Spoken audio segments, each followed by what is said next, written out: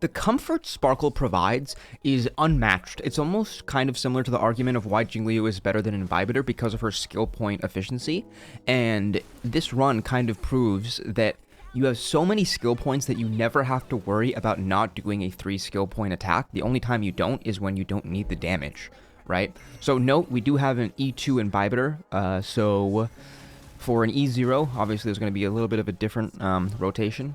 But for this 0 cycle versus Sam, before I was using Yukong in place of Sparkle, and it's unmatched in my opinion, just the level of it almost takes a little bit of thought out of it, because I'm slightly upset about that, because I actually do kind of like making sure I've got like perfect skill points and using my skill points as efficiently as possible. Sparkle makes it so you can throw that efficiency out the window and then just spam skills whenever the hell you want, okay? Now, for this second side, Sam doesn't have any weaknesses, so we are going to do a lot less damage than when he does get his combustion state out of the way or whatever. 7 skill points.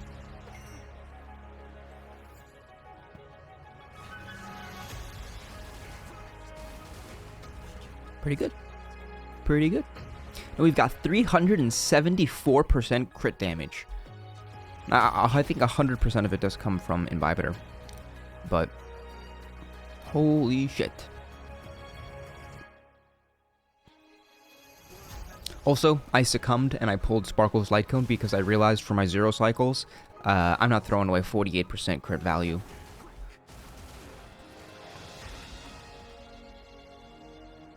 Also, if you do have 2 Sparkle Light Cones, they stack. So if you get lucky and get it in the same 10 pull, somebody did, then good for you. And that's going to be a cracked team. Maybe you can use it on like Asta or something. I guess it doesn't actually matter who you use it on. Just maybe a skill point positive. Maybe a Palo works too. No, Palo's not Harmony. Never mind. Perfect. So now we get our ult up once more. So then Don Heng gets his last action. Goodbye, Sam.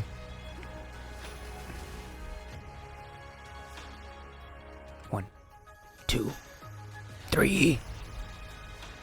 Fulgurant Leap.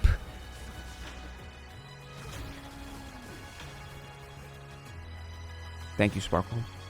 So, Imbibitor is 75, so with Sparkle's Light Cone goes up to 85, which is crazy. On a 4-piece Musk, going speed on your DPS might actually be not a terrible idea, because the one thing I ran into a problem with this 160 speed Sparkle is that if you can push her into the action cycle, so if you use Dance Dance Dance twice, right, so you use Ting Yun at the beginning of the wave, and then Ting Yun at the end of the wave, then you can actually push Sparkle into the cycle. The problem is that if your DPS isn't fast enough, then you're not actually able to advance the character into the turn. So that is maybe an argument for why building speed on your DPS in this circumstance is not a bad idea.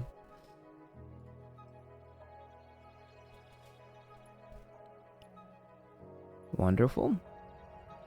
Now I went all speed and crit damage here. The only set that in my opinion matters on Sparkle is the messenger set if you're going for speed, and as for the planetaries, I mean she gives so much crit damage, so I don't even effect res. Maybe I guess you can make her a little more tanky, but she's already so tanky.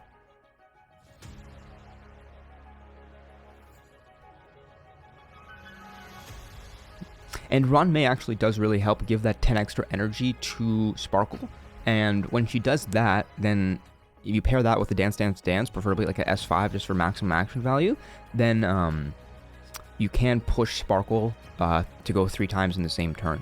So perhaps putting more speed on Sparkle, if you do have a Dance Dance Dance on a Ting Yun and she is able to get it twice in one action, will actually make it so Sparkle has enough action value so that she can advance your character relatively faster, and then hopefully that will work. If not, then I guess maybe your speed, your DPS speed's actually what's going to dictate whether they enter the next turn or not.